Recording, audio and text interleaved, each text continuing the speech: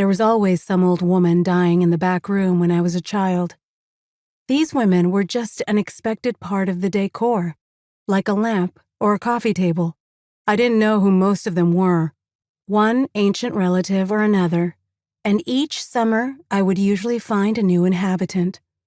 What I've come to understand, in the twilight of my own life, is that they were a nameless introduction to what would be my long and intimate relationship with death. They were also a doorway to true understanding of my Puerto Rican family and the gifts and curses that came with them. I was 8 years old in the summer of 1970 when I first encountered one of the inhabitants of the back room.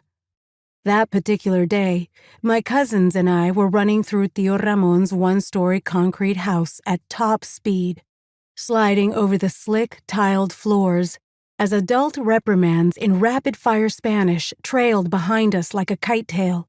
We had to pass through the last room, a bedroom, before breaking free of the building and barreling into the back courtyard, scattering chickens and dust in every direction.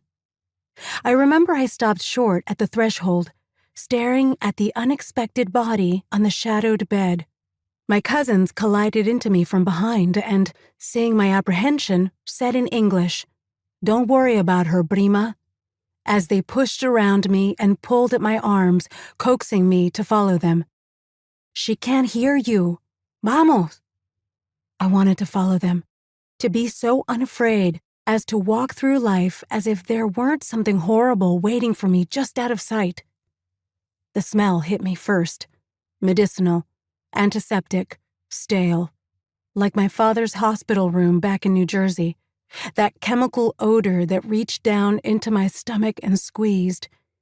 I pulled free of my cousins, my feet rooted to the doorsill, their voices fading as they scampered out into the daylight. I looked down at the scrubbed white formica floor, the gray and blue dots forming moving patterns if I stared at them long enough, trying to pull me into their vortex, to get me to tip over and fall in head first.